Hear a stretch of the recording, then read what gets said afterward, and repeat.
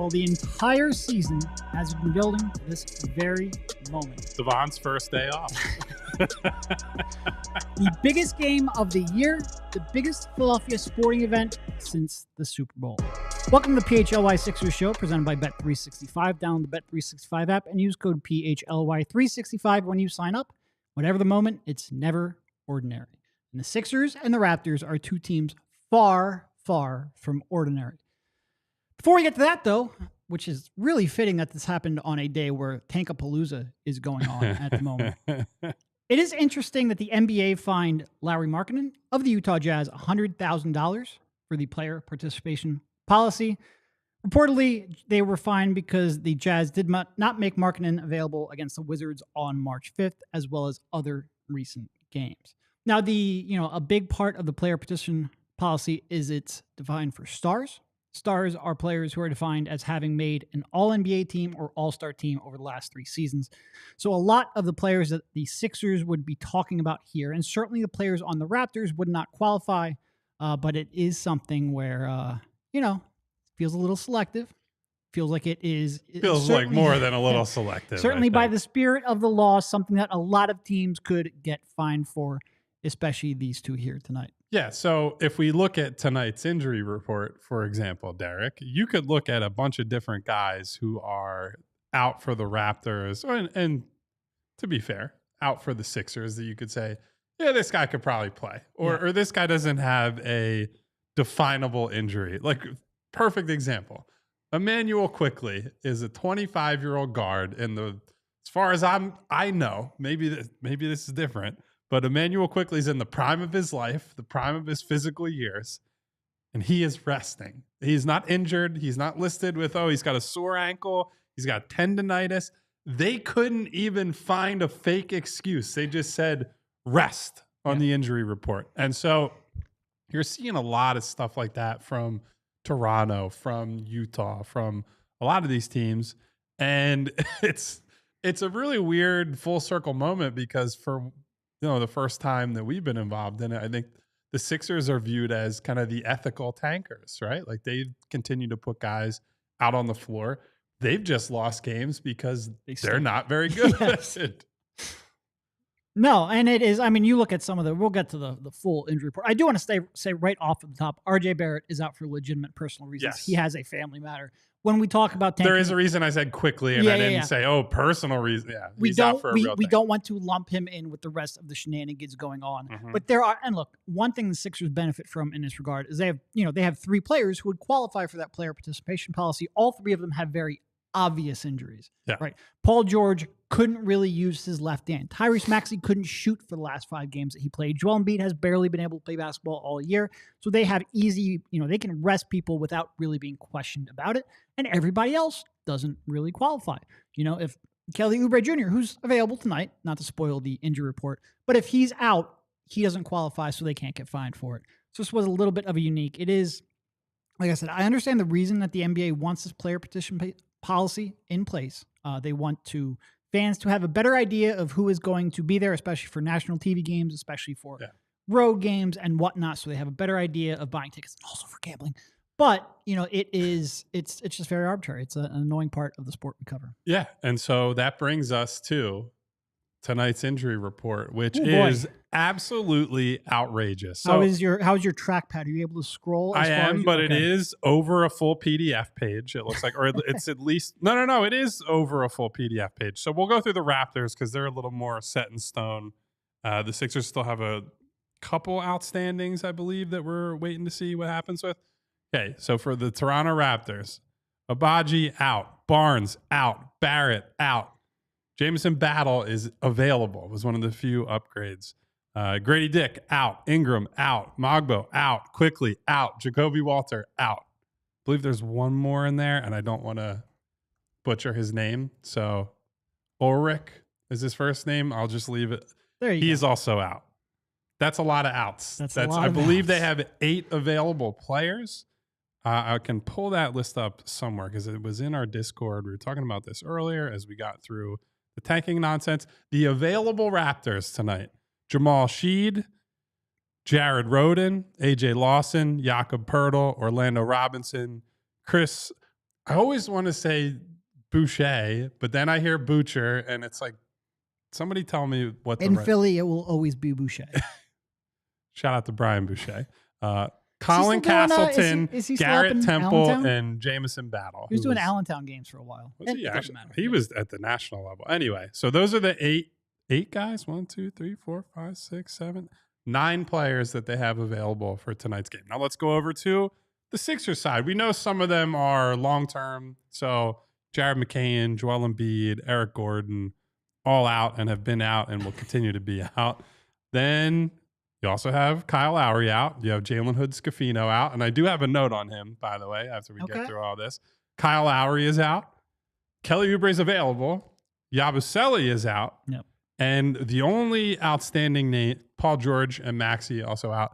Andre Drummond was the one guy we were waiting to get some sort of news on. He was the one time all year that as of a half hour ago. The one time all year we've used outstanding when talking about Andre Drummond.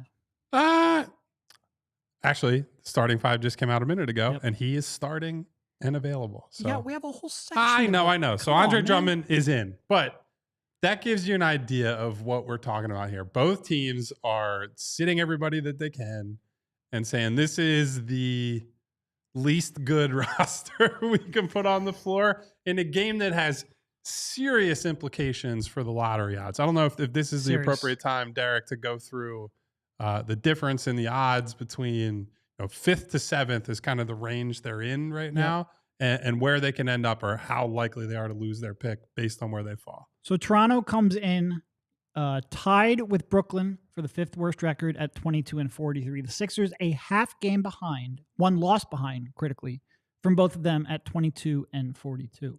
So a win here, and you could absolutely get into that 5th spot. And at Toronto, Brooklyn duo, both teams that have, kind of been, not Brooklyn so much, but Toronto is playing, they're not trying. They're trying real hard not to win. Yeah. But they just won 3 in a row not too long ago, won 5 of their last 10.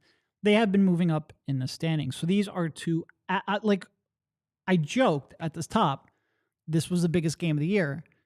It's not a joke. In terms of long-term impact, this game and then the one, a week from now, a week and a half, I forget exactly when that is, in Philadelphia, these are the 2 biggest games left on the season, and given the way the season has unfolded, these are the 2 biggest games of the season. And I know not everyone wants to talk about lottery odds and lottery positioning and draft picks and tanking. Neither do I. I came into this season thinking about talking about 50 a plus championship contender. And to be clear, I would I love the draft. Admittedly, I love the draft. I would much rather be talking about a championship contending team as well. Unfortunately, we can only talk about the team that is in front of us. And we can look at it and say, okay, what's the one thing you can be excited about? What's the one thing that would change the direction of the franchise? What's the reality of the situation? It would be disingenuous of us to sit here and be like, man, they're 4.5 out of the 10th spot. Let's talk about it. They have a chance. They don't have a chance. So we have to make do with what we have. This is the one way we can have hope. Just cling to something that could potentially turn the team around if you get a little bit of luck. This is very, very important. And frankly, New Orleans, who they're 4.5 games behind, 4 wins behind. It's always funny saying behind when it's about getting to the bottom. I get messed up all the time when talking about it. I know what you're talking about, but just for the sake of the New people Orleans also 5-5 over the last 10. When Zion plays, is cooking they're right playing now. They're pretty competitive basketball. They're not winning every night, but they're playing pretty competitive basketball. There's a non-zero, not a super high chance, as Devon brags about not having to work in the chat. There's a non-zero chance. Add Devon Gibbons to the injury report, by the way. He pulled the Danny Glover and Lethal Weapon. I'm too old for this shit. Yes, that was his excuse. I mean, I don't know what his excuse was. He just is not here. And we didn't ask. He doesn't need an excuse. You get a day off every now and then. But getting up to 4th would be absolutely monumental, in part because you then have a 14% chance at Cooper Flag. That is equivalent to being the worst team in the league because they have the flattened lottery odds. So you get a 14% chance, which is as high as you can get at Cooper Flag, and you get an 81% chance of keeping that pick. These are big, big, big games. The real unfortunate thing is that these tiebreakers aren't going to matter, right? Because if they lose one of these 2 to Toronto, they lose the season series. And if we were talking about playoff positioning, that'd be a really meaningful thing. Unfortunately, in the lottery, it just comes down to coin flips. If you're tied with teams, including multiple teams at a time, you're just going through a series of coin flips. Well, coin flip, but you actually split the lottery balls. So if there's X amount of lottery balls between like the third worst and the fourth worst record, you split those. If there's then an odd number of lottery balls, it's a coin flip to figure out both the extra lottery ball and also if neither team jumps up. Aren't you glad to be talking about all this stuff again, Derek? It's so exciting. It's full circle, man. Career really goes full circle. I guess while we're on the tanking subject, which is going to be basically the entire pregame show, you mentioned the market and news and I guess is there a risk of the Sixers running afoul of this? Like I think they still probably have a national TV game or two left, and Maxey I think God help us all. I think Maxey is at least up in the air his status for the rest of the year. They haven't made any kind of definitive statement on whether he's going in or out, but I could imagine that if they get fined for some kind of tanking thing, that the fans around here will not appreciate it after all the Adam Silver related issues that they've had in the past. So it does feel like if you are on record having to relearn how to shoot a basketball because you can't use one of your digits, it feels like that's a pretty good excuse. And quite frankly, if they do come down on him, this is where you need Josh Harris to step up and be like, I don't care about $100K. I'll pay that. If you have an important game, lose it. Yeah. Just do that. You ducked out. You basically got $45 million by ducking the luxury tax. Give me $100K. Now, here's what I would say. All this preamble leads into you tank as an organization. I will never go to players on the floor or 100%. The coaching staff or anybody. Well, maybe a little bit to the coaching staff, but certainly not the players on the floor. I'm not going to look at Kelly Oubre and Quentin Grimes and Andre Drummond and Justin Edwards. And I'm not telling those guys as a media member, as a member of that organization, anybody connected to these people at all and saying, I want you to go out there and try to lose, right? Like I want to see them compete. I want still, as much as these games are meaningless in terms of building toward a championship or even a playoff run this year, it still means something as you're trying to evaluate these guys that are still left that you're like, okay, how is this guy going to be a part of the roster moving forward, right? Like how much do we want to rely on a step forward from Justin Edwards next year as we look at how to build the roster? How much money are we willing to pay for Quentin Grimes and restricted free agency? And how does that inform, like, let's say they are able to keep this top 6 pick, Derek. We talked about it on the show yesterday. How much does keeping Quentin Grimes around impact who they're looking at if they're at pick 5 or 6, right? And those guys are good prospects, but I don't think they're like slam dunk guys going to be an all-star prospects. How does that impact, your draft decision? And, it's all kind of interconnected. And so all these games that we get where Grimes gets to be a lead ball handler, Dembona is getting important backup minutes, and he's going to play a lot of minutes tonight with Yabusele out. And I assume Drummond is probably going to be on some sort of pitch count.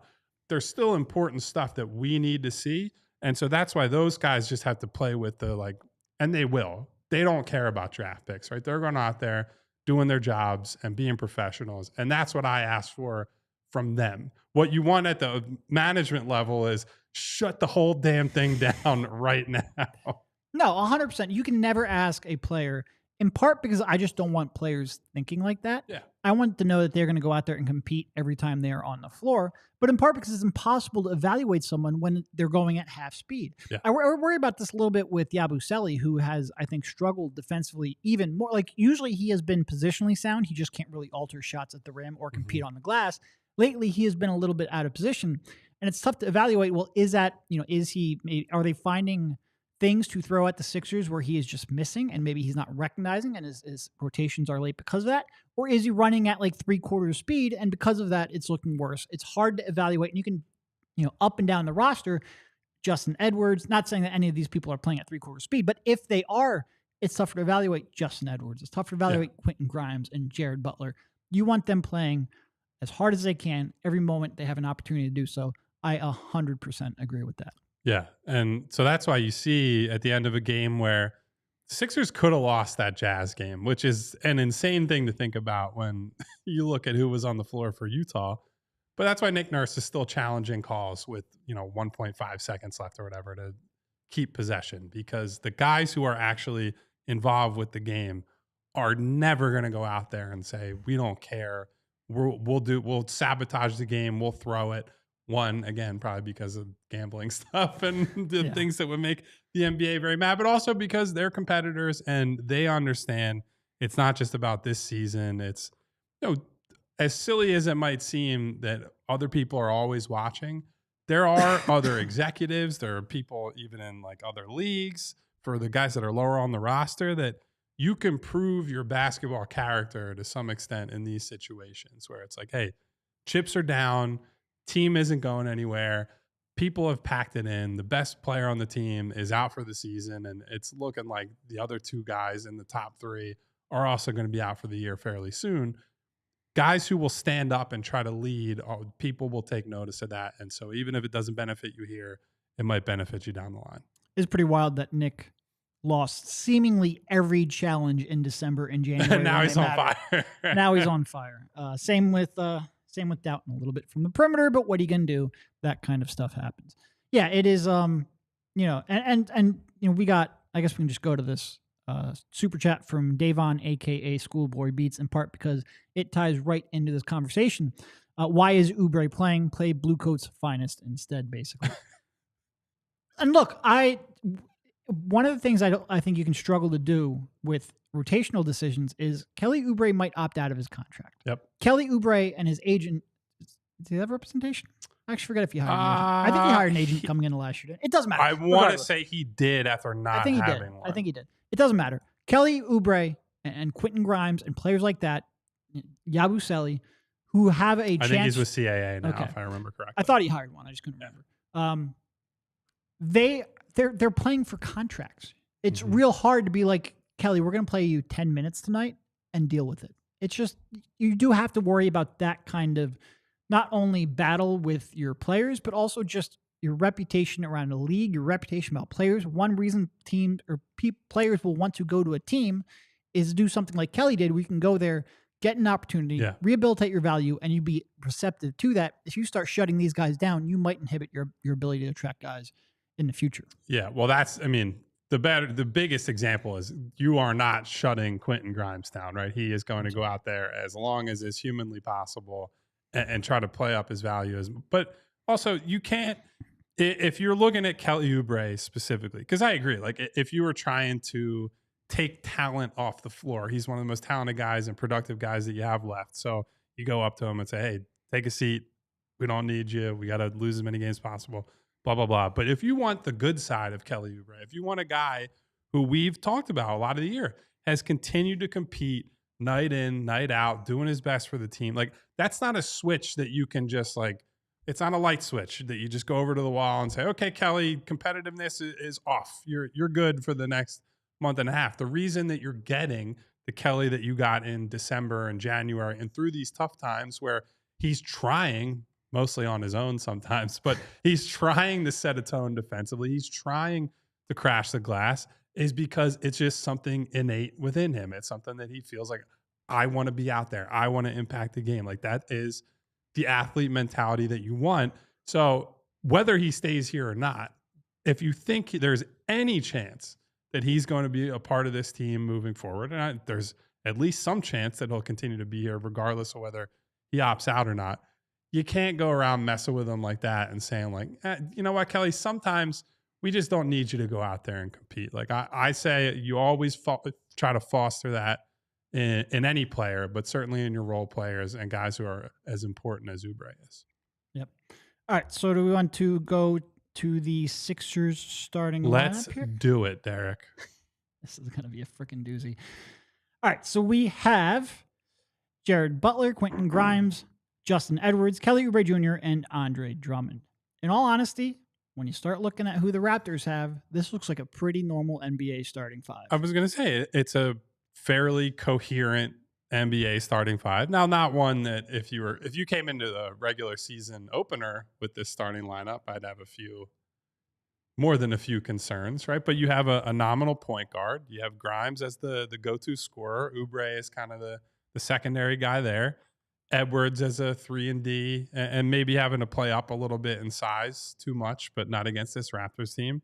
And then the rebounder in Drummond. So I think that's It's a perfectly normal starting lineup, and then you look at the Raptors, and it's like, are we sure this is an NBA team? Like, it's, I have to actually see who made it into the starting lineup because I have a feeling it's going to be real. And Shaq's been a little bit under fire here in the past 24 hours.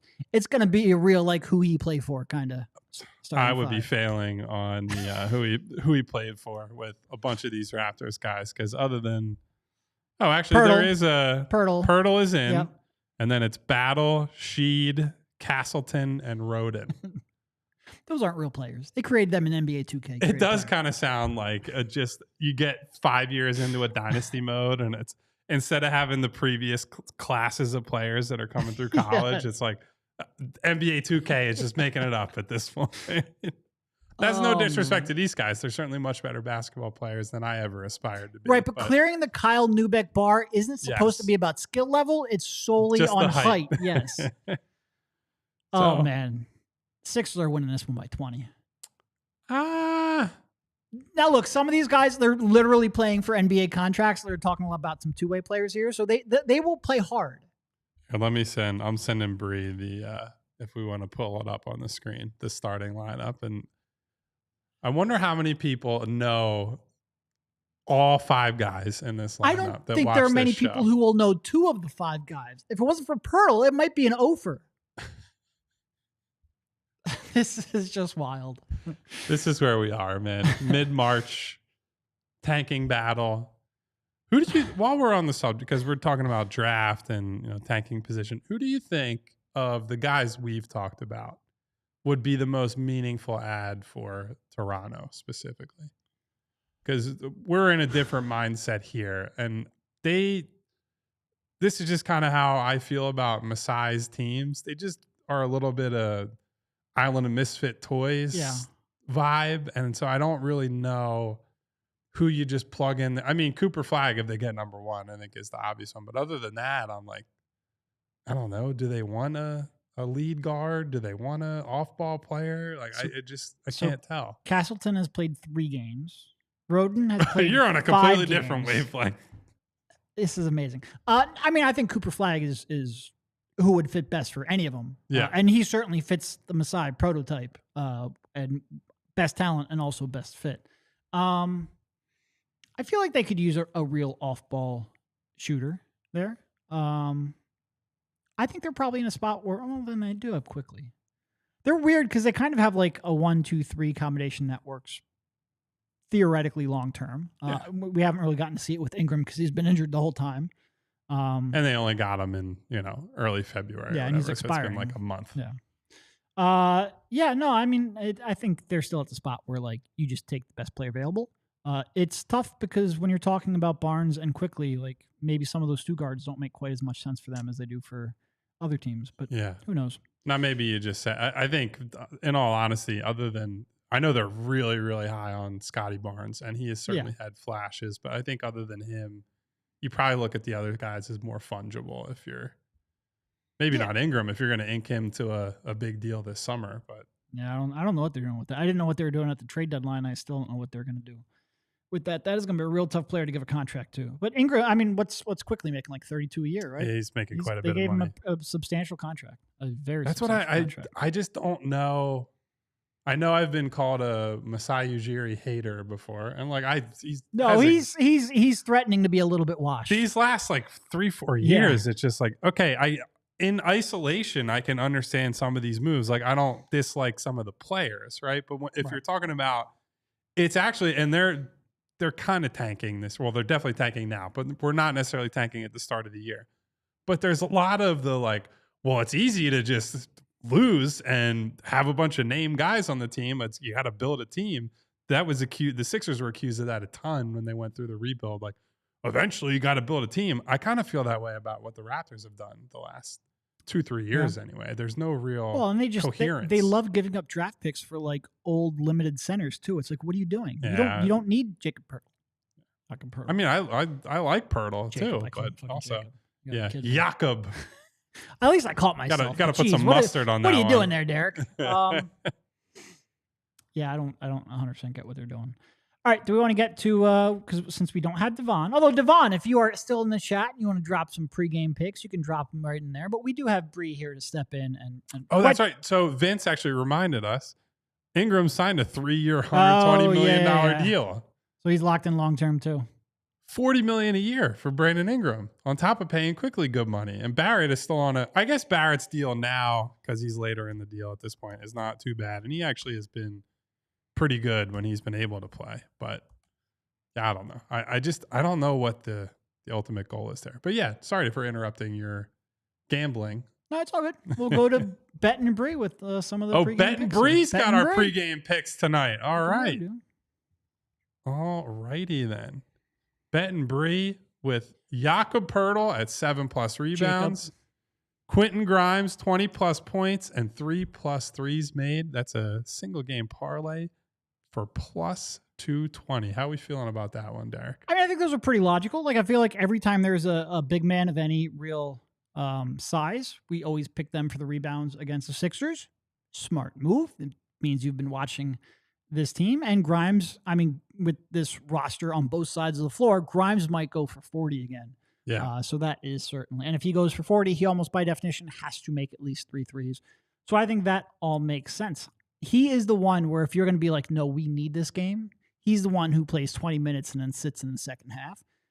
Again, that's tough to do for a player who's going to be a restricted free agent. Yeah. But he is the one that really, more than anyone, could drive more winning than Sixers fans want. Well, if you guys are tailing Bet and Bree and it hits, I want to see some W's in the chat later tonight. This pregame pick segment was brought to you by Bet365. Use code PHLY365 when you sign up. Whatever the moment, never ordinary at Bet365. Must be 21 plus and physically located in PA. If you or someone you know has a gambling problem and wants help, call or text 1-800-GAMBLER. You nervous?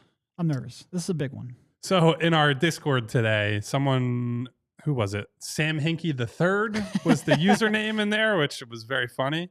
Said, can't wait for tonight, treating it like a playoff game. And I said, yeah, it's just the exact opposite. I mean, Attila, our good buddy Attila, wanted us to have a watch along for this game. It's honestly, I feel like a watch along might have been a better idea than a post game show where we're trying to logically analyze this game instead of sitting here and just rooting for a loss for 3 hours. I think probably would have tied it together a little bit, but we'll have some fun on the post game show. Hopefully we'll be able to put on some tanking helmets. Are there any other, I actually forgot to check before the game.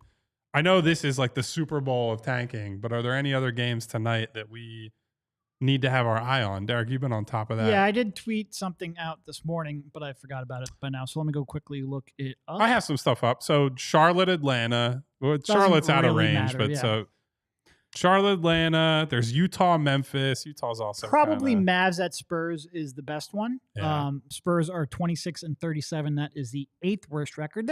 They're still 4 wins ahead of or behind the Sixers, however you want to look at it.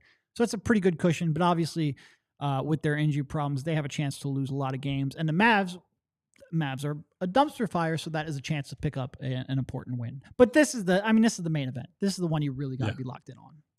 There are other nights where it's like, we really got to watch the Nets. We really got to watch these other teams. No, you're playing one of those teams right now. Lock the hell in. And by the way, we have one more super chat from Davon before we get out of here, who says, hope Drummond isn't in our future, SMH, with I believe that's a facepalm emoji, and says, start Bona. I mean, look, I don't think you have to worry about Drummond. Like you're gonna have to worry about maybe if he doesn't opt out about trying to get off of that contract. They have to have seen what they saw this year and be like, that's not a solution. And yeah, I think based on the amount of minutes that Yabusele played this year, I think they sort of got it, and not too deep into the year either. Early on, it was like, well, we got to keep playing Drummond, but they gave it up pretty quickly. All right, sounds good. This is one that we are going to be locked in on. Like I said, I am nervous. This has been the PHLY Sixers pregame show brought to you by Bet365. We will talk to you in a little bit about what is hopefully a big, big Sixers loss. We all silly like the mayor.